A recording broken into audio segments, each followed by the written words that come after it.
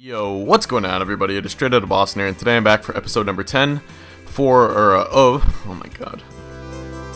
Yo, what's going on, everybody? It is Straight Outta Boston here, and today I am back for episode number 10 of my Pro Team series here on Tour de France 2015. We are into double digits in this series, so today we've got a pretty big, two pretty big mountain stages here. I guess this one's actually technically a hilly stage, and this one's a mountain stage, which doesn't make too much sense to me, because this one is the bigger climb of the two. But anyway, we will have an opportunity to try and hold our top 10 position with Cyril Gauthier, and hopefully we can hold that into the final few stages here, as that is the ultimate goal, is to finish in the top 10. So alright, let's see how it goes. Alright, so we will be using Gauthier, of course, and we're going to go with Energy Bar for the end, because I'm sure we'll need that on the final climb. And we will skip ahead here till that final climb in just a moment here, but anyway. Good morning. Alright, so we are getting ready to approach things here on the final climb, and I'm going to get Patrick Niemic up here. I think he's close to the front. Yes, alright, close enough. I'm going to have him protect me. Gauthier, there we go. So he'll stay at the front of the group as well. And he's going to be our main ally here today. We'll see if he can, or how long he can help us here. But, yeah, for the most part, I usually just ride individual rides when I'm going up in the mountains anyway, so it won't be a big deal if he is not feeling in the best of shapes. But either way, so we're just finishing up this downhill. We're about to approach the climb. And AG2R, again, doing a lot of the pacemaking. Their man, Romain Bardet, I would have to peg as the main favorite in this race, if I could pick somebody who I think is going to win the whole thing. The Dauphiné. But what I mean is, the Dauphiné, not just this stage. But we'll see how it goes. So already things starting to pick up here. I don't know if these are guys attacking or just trying to really pick up the pace. And Louis Vestre is another one of the favorites for the stage. So that's why you see Astana doing a lot of the pacemaking. And this is all just trying to lay the hammer down. But alright, so these guys already really accelerating, but we're sticking with them for now. And this is a very long climb, but I don't think it gets too steep. The stage is too much for him. This one is right around 7% as it stands right now. Which is not easy, but it is also not the hardest. And Niemic probably killing himself here, trying to protect us. But we can ride on his back wheel for now. Okay, let's not attack though. And then if he starts to drop, let me see, how's he doing? Alright, so he probably could use his feeds. So we'll tell him to take that. And then hopefully he will be able to help us at the beginning part of this climb. And because it's such a long climb, I don't expect to see any attacks too early, but we will see. Alright, so the pace is starting to pick up here. About 12 kilometers from the summit, and Niemic not really doing a great job of keeping us at the front, to be honest, so I'm going to try and ride my way back up to the front. Because I want to be able to respond to attacks if I feel like it. And Simon Gerrans looks like he's the virtual leader now, which doesn't surprise me. He was another one of the race favorites today, so I guess Martens has dropped off. And there's Simon Gerrans. I'm sure he will have a card to play here on this final climb. But anyway, still AG2R, mainly AG2R and Astana doing the pacing. There's a couple Tinkoff Saxo guys here. I don't know who they'd be going for specifically, but it is a team of climbers, so I'm sure they have someone here that they are ready to... oh, Tommy Voigtler's here too. Yeah, this race, I'm thinking Gauthier has a really good chance in this race because it's not a lot of big mountain climbers. It's a lot of sort of rouleurs and punchers like him who are the favorites in this. And then really the only big climber is Romain Bardet, and he's not even, I mean, he's not that prestigious of a climber. And look, if you actually go over to his thing, he's listed as a hilly guy, if his name flicks up again on the screen. So, that's why I think Gauthier actually has probably a pretty good chance of getting a top 10 in this. But we'll see. We obviously struggled mightily with Guidon and Ferreras last year. But already riding a little bit better, because if you remember, in last year's race, we lost time in the first couple stages with Guidon and Ferreras. We didn't even get into the high mountains on equal footing with the rest of the field. But anyway, we're 8.5 kilometers or so. We haven't used our energy bar yet, so we're in pretty good shape. Niemic is still riding pretty hard. I'm sure he'll blow up eventually, but actually, he might be blowing up right now. Bardet looks like he's in trouble. Bardet was falling back there. And it looks like Warren Barguil has seen the opportunity. He's going. Oh no, Bardet is right there. I thought I saw Bardet in a little bit of trouble, but alright, so just gonna ride my pace. I'm not gonna respond to this attack necessarily, but Change of leader in the overall youth standings. yeah, we're still riding with these guys. You don't even have to follow the attacks necessarily. It's flattened out a little bit. It's only 5% at this point, so... Anyway, Jurgen Vandenbroek, he was a pretty good climber in his heyday, but I would say he's not quite the same that he used to be. Alright, now, I don't know if Niemiec is going to be able to do so, but... I could tell him to follow attacks, but I guess we will just... Well, sure, let's see what happens if we tell him to follow attacks. I'll follow any attack. I'm sure he'll blow up at some point pretty soon, but... For now, if he wants to help us stick with the leaders, then that's fine by me. We're in really good shape right now. We're 6 kilometers and we haven't even used our energy thing. So, I'm liking the way Gautier is riding so far. This group is thinning out. There's only 45 riders left in the peloton, and I'm sure that'll thin out even more as we keep climbing here. I'm not sure if it gets steeper when we get closer to the top. I couldn't tell you, to be honest, but... Anyway, right now, Niemiec doing a pretty good job of guiding us up this climb. So I'm pretty happy about that. And next year we'll be able to... I think next year I'm going to replace Pierre Guinol with another good climber, so that way... And I mean, that's the good thing about having Gautier. He's such a good climber, even though he's listed as a hilly guy. I can put 2 really good climbers around him and form a pretty good group. We are heading for a group finish. Alright, so no attacks yet. This is kind of surprising. Whoa, but I'm content to just stick with the leaders, because all I'm looking for is a top 10. Oh, okay, here they go. And yeah, Niemiec is following attacks. I can't even get up there right now. Yeah, probably because I'm in the low gear. That was my fault. Alright, I gotta try and ride up to them if I can. Let me attack. See if I can get up to these guys. I'll use my bar here in a moment. Oh my god, I got caught in a really bad spot there. Riding back up though. Attack. No need to ask questions. Get out of my way, Rogers. Alright, let's use our energy bar. And keep going. 30 seconds lead for the head of the race. Yeah, ooh, Bardet is riding off the front there. Alright, so we gotta wait for our bar to metabolize, then we can go back out on the attack. Right now we're following Moreno, Rogers, and Peter Kenya. I do want to get up to that front group though, if I can. Alright, that metabolized. Let's see if we can get up here. He takes the virtual lead of the overall standing. Damn it, I'm disappointed in myself. I was just caught in a bad position there, and it's going to cost me, I'm afraid. We're technically in Group 4. We're 12th place on the road, though. It's not too bad. But we might fall out of the top 10 at this point, I'm not sure. Niemiec is actually riding better than we are. Or better than Gautier is. Ironically enough.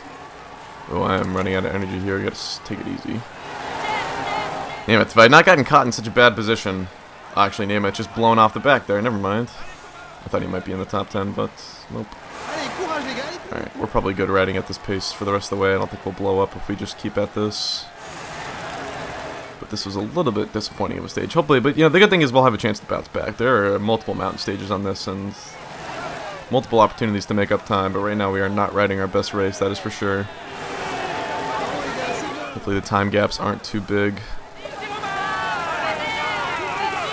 Don't blow up. Don't blow up in the final kilometers here. Take the inside line. Oh yeah, not a great job. Not a great race. And something just banged really loud outside my house. Keep riding, keep riding. Beat Vols, beat this. Excuse my French. Alright, so not the best of days for Cyril Gautier. He loses a minute 37 on the leaders. So that is not good, although it wasn't too bad of it. So we lose a minute and, what, 20 seconds or so on these guys. So let's see where we fall now in the overall standings. Down to 12th. Not too good, but we definitely still, you know, if the real goal is to get in the top 10 so we can qualify for the tour, then I think we're still in relatively good shape.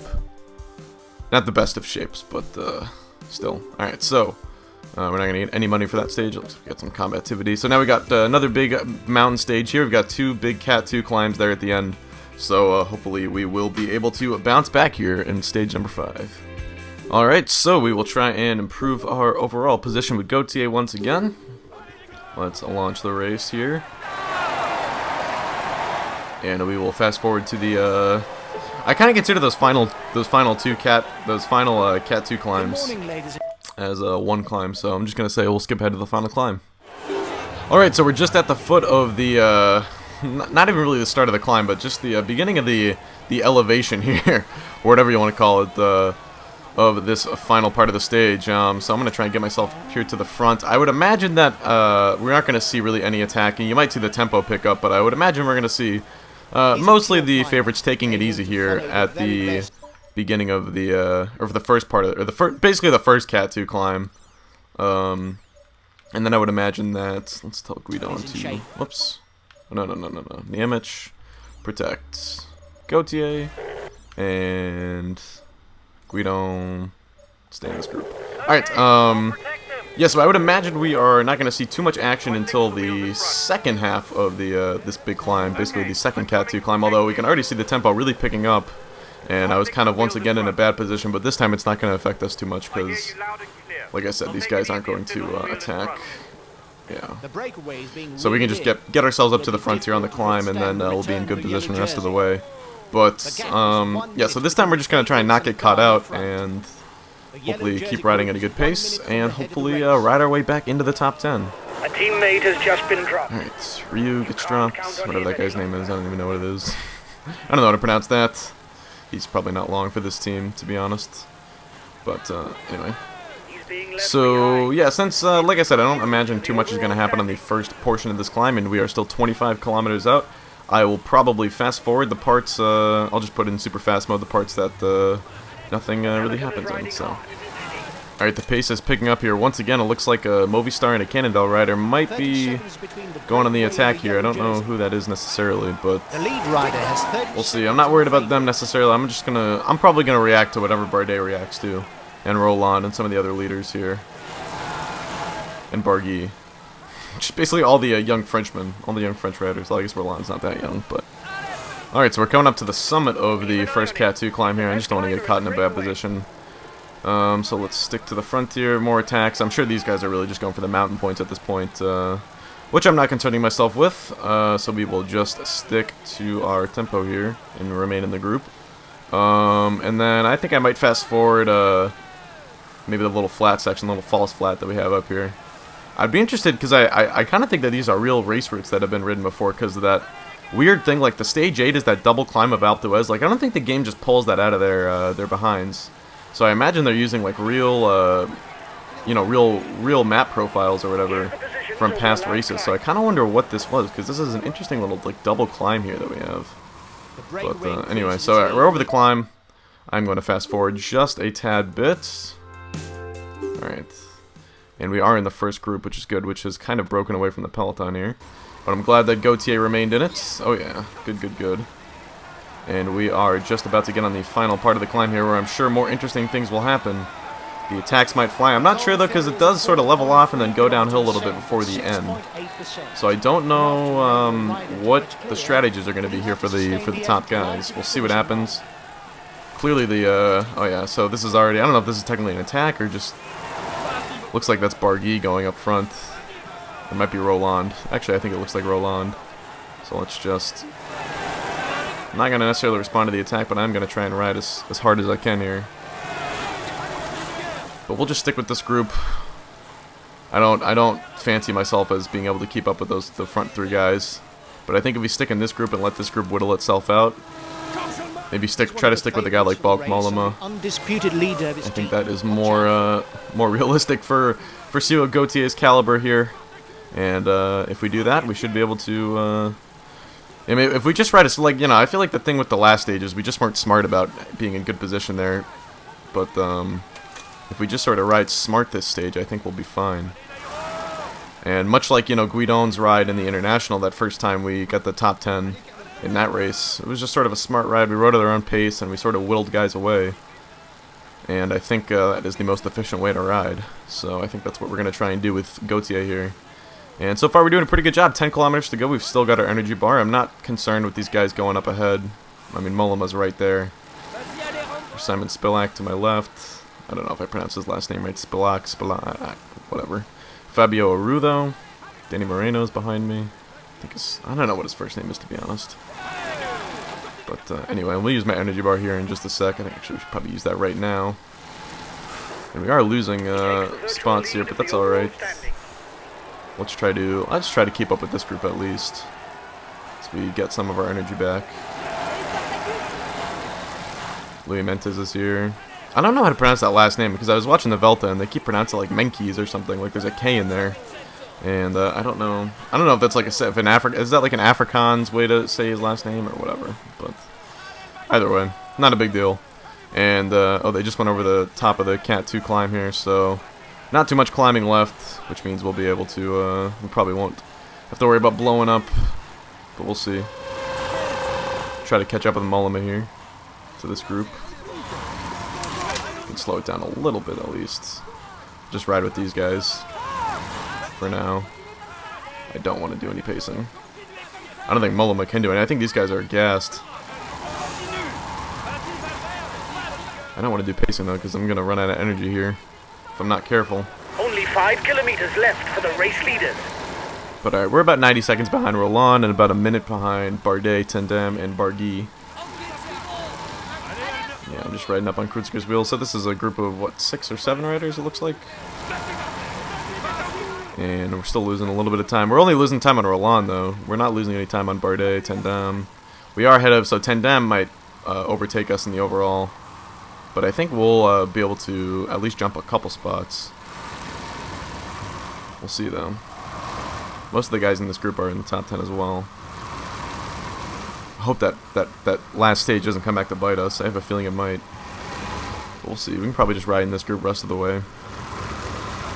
We have a little bit of energy left to try and up the tempo here at the end. Maybe get the slightest of margins on these guys. We'll see what happens though. We'll see how it go. Just keep riding in the low gear for now. Save as much energy as we can. Coming up on 1 kilometer to go. Malama goes on the attack. Everyone's starting the sprint now, so let's just get into it. Alright, those guys have blown up. We might blow up here. Oh, let's pass these. Oh, yeah. Let's go right by these guys. 6th place on the stage. Nice. I'll take that. That time I actually managed the ending sprint pretty well. Unlike the last couple stages. Alright, so 6th place on the day. Not too shabby at all. So Tendam is going to overtake us. But I'm thinking we maybe hopefully gained some time on like some of these guys. And hopefully jumped. Yeah, I feel like Rogers was probably in the top 10. I think Moreno was in the top 10. So hopefully we leapfrog a couple of these guys. We'll see.